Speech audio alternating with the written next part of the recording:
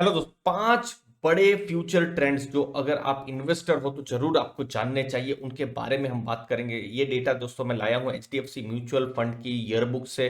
बड़ी mutual fund की ये ईयरबुक है, 88 पेजेस की है। आप उनकी वेबसाइट में जाके इसको डाउनलोड कर सकते हैं, या फिर जो हमारा जो टेलीग्राम ग्रुप है जिसकी डिस्क्रिप्शन बॉक्स में मैंने लिंक दी हुई है, वहां पर भी ये ईयरबुक को मैंने शेयर किया हुआ है। ये 88 पेज की बड़ी सी जो ईयर बुक है दोस्तों। अब जो 5 चीजें वो कहते हैं, 5 बड़े ट्रेंड्स हैं।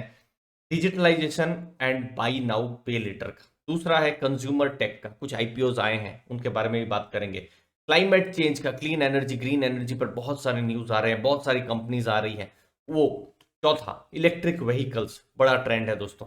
पांचवा ट्रेंड, ब्लॉकचेन एंड क्रिप्टो का। पहला ट्रेंड की जब हम बात करते हैं डिजिटलाइजेशन और बाई नाउ पे लेटर की, तो हमने देखा है पिछले कुछ सालों में डिजिटलाइजेशन का एक बहुत बड़ा इंडिया में हम देखेंगे कि यहां पर फोकस रहा है। यूपीआई फ्री में है, एमडीआर जो है चार्जेस उसको भी आरबीआई कम करने की बात कर रही है। तो डिजिटल में ज्यादा से ज्यादा, इनफैक्ट कोविड के बाद और ज्यादा डिजिटल में ज्यादा से ज्यादा फोकस हुआ है। तो यहां पर जो अगर आप ट्रांजेक्शन्स देखेंगे तो क्रेडिट कार्ड ट्रांजेक्शन है, डेबिट कार्ड है, यूपीआई है, एटीएम ट्रांजेक्शन है। और अगर आप देखेंगे यूपीआई ट्रांजेक्शन फ्री में है। तो ये एक चीज है, फॉर्मलाइजेशन ऑफ द इकोनॉमी होगा, और यहां पर बहुत सारी टाइप की जो कंपनीज हैं उनको फायदा मिल सकता है। यहां पर क्रेडिट कार्ड कंपनीज को बिल्कुल देखा जा सकता है। अगली चीज है बाई नाउ पे लेटर। अब ये बहुत ही नया कॉन्सेप्ट है, लेकिन बहुत जल्दी ग्रो कर रहा है। लेकिन बाई नाउ पे लेटर में इंडिया में 500 रुपए तक की ही टिकट साइज है, और क्रेडिट कार्ड में 4000 रुपए की है। तो यहां पर क्रेडिट कार्ड थोड़ा सा विन कर जा रहा है। और दूसरी जो बाई नाउ पे लेटर के जो एक्सपीरियंसेस हैं अलग अलग देश में, जैसे ऑस्ट्रेलिया हुआ, स्वीडन हुआ, वहां पर उन्होंने साइज गेन किया है, बहुत बड़ा काम किया हुआ है, लेकिन अभी भी वो अनप्रॉफिटेबल है। तो ये एक बहुत बड़ा चैलेंज है। दूसरी चीज है रिस्क, जो है जो कस्टमर्स को लोन दिया जा रहा है तो उनका जो क्रेडिट हिस्ट्री का जो डेटा है बहुत ही लिमिटेड है। तो इसीलिए बहुत ही हाई रिस्क ये जो बिजनेस है बाई नाउ पे लेटर का हो जा रहा है। लेकिन एक उभरता हुआ ये एक थीम है जिस पर बिल्कुल नजर रखी जा सकती है। दूसरी है कंज्यूमर टेक दोस्तों। अगर आप स्विगी को, जोमेटो को, नाइका को, अमेजन को, ये सब ऐप आप यूज करते ही होंगे दोस्तों। तो कंज्यूमर टेक वहीं पर ही एक तरीके से फिट आता है। और हमने कंज्यूमर टेक की कुछ कंपनियों को लिस्ट होते हुए भी देखा है। नाइका का बात कर सकते हैं आप, या फिर जोमेटो की आप बात कर सकते हैं। तो ये सब कंपनियां आई हैं यहाँ पर अपने घर में। होम डिलीवरी आप जो भी सामान है वो करवा सकते हैं, 24/7 आप कभी भी ऑर्डर दे सकते हैं। और 4G इंफ्रास्ट्रक्चर भारत में स्ट्रांग है, डेटा बहुत एक तरीके से चीप है भारत में। तो ये सब जो ट्रेंड्स हैं बिल्कुल ही पॉजिटिव जाते हैं जब हम बात करते हैं कंज्यूमर टेक के बारे में। कुछ कंपनियां लिस्टेड हो चुकी है, कुछ कंपनियां अभी भी अनलिस्टेड है। अगर 81 यूनिकॉर्न थे, अगर आप देखेंगे अगर पिछले साल में, तो 27 यूनिकॉर्न जो थे, लगभग 30% यूनिकॉर्न जो थे वो कंज्यूमर टेक से आए थे। तो एक बहुत बड़ा फोकस यहां पर है, और धीरे धीरे वो लोग मार्केट शेयर भी गेन कर रहे हैं दोस्तों। लेकिन यहां पर एक चीज समझनी है कि हम जो ट्रेडिशनल जो बिजनेस मॉडल है उससे इनको स्टडी नहीं कर सकते हैं, क्योंकि ये मार्केट शेयर गेन करते हैं, लॉस करते हैं, फिर बाद में, फिर जब एक बड़ी मार्केट को जब वो कैप्चर कर लेते हैं उसके बाद फिर प्रॉफिट का रनवे शुरू होता है। तो वो चीज को इन्वेस्टर्स को बिल्कुल ध्यान में रखना चाहिए। अगली चीज, हर टेक में 2 से 3 विनर होते हैं। तो बहुत सारी कंपनीज ऐसे भी आएंगी जो शायद सरवाइव ना भी कर सके, लेकिन 2 या 3 जो बड़े प्लेयर हैं वो पूरी मार्केट को ले लेंगे। तो ये एक इंपॉर्टेंट चीज है।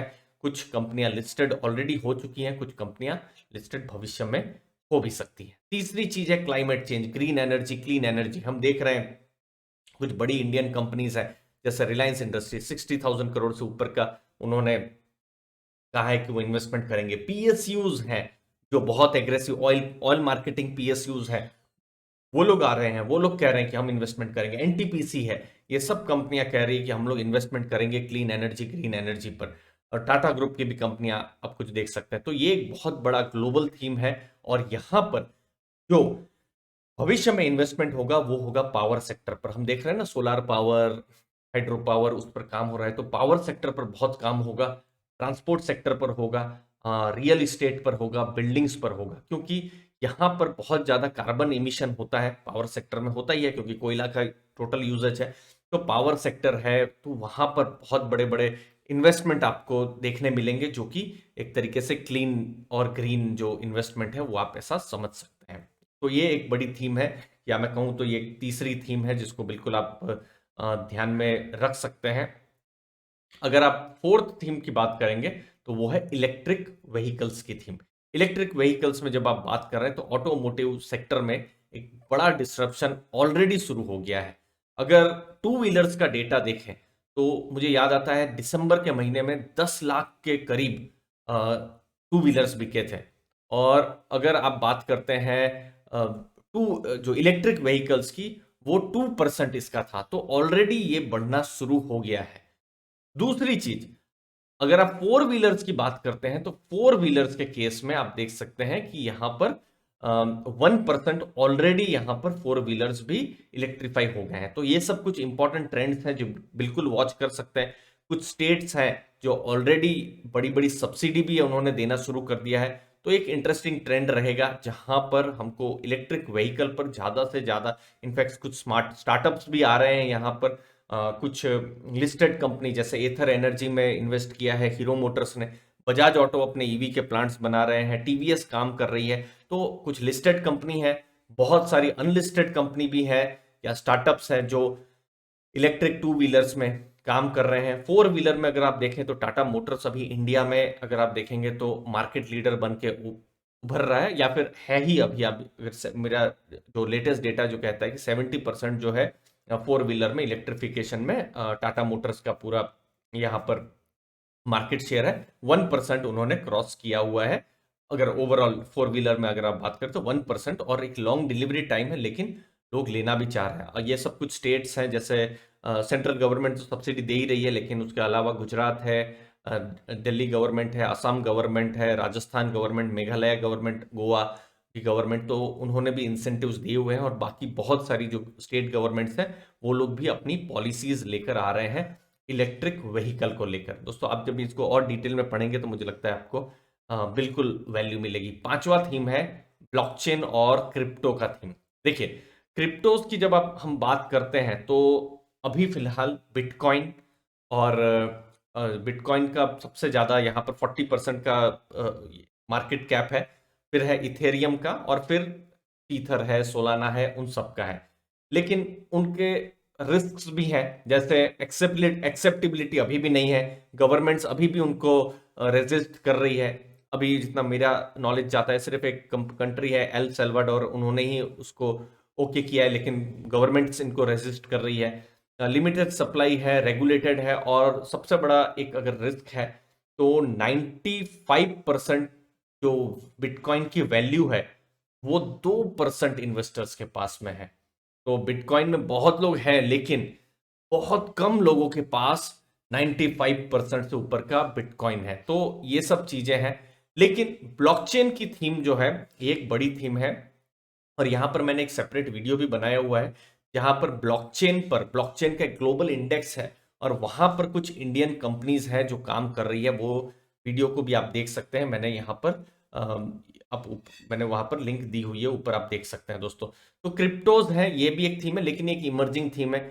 इंडियन गवर्नमेंट यहाँ पर किस क्या रुख अपनाएगी अभी तक भी बहुत क्लैरिटी नहीं है। फ्लक्चुएशंस इनके बहुत ज्यादा है, और थोड़ी सी रेगुलेटरी क्लैरिटी आए तो हम भी क्रिप्टोज पर और ज्यादा डिटेल में वीडियो बना सकते हैं। तो मुझे लगता है इसके लिए थोड़ा सा वेट एंड वॉच इस थीम को किया जा सकता है। ओवरऑल ये 5 थीम है जो इस ईयर बुक में देखने को मिली है। मैंने एक छोटा सा इस ईयर बुक के बेसिस पर मैंने एक छोटा सा एक समरी देने की कोशिश की है इंपॉर्टेंट पॉइंट्स के बारे में। उम्मीद है आपको वैल्यू मिली होगी दोस्तों। अगर इसको पूरा पढ़ना चाहते हैं तो जो टेलीग्राम लिंक है वो मैंने नीचे दी हुई है, वहां से भी आप देख सकते हैं, वहां पर भी ज्वाइन कर सकते हैं हमको, और वहां से भी आप डाउनलोड कर सकते हैं अपने मोबाइल में, अपने कंप्यूटर में। दोस्तों आपके कीमती समय के लिए बहुत बहुत धन्यवाद। थैंक यू वेरी मच दोस्तों।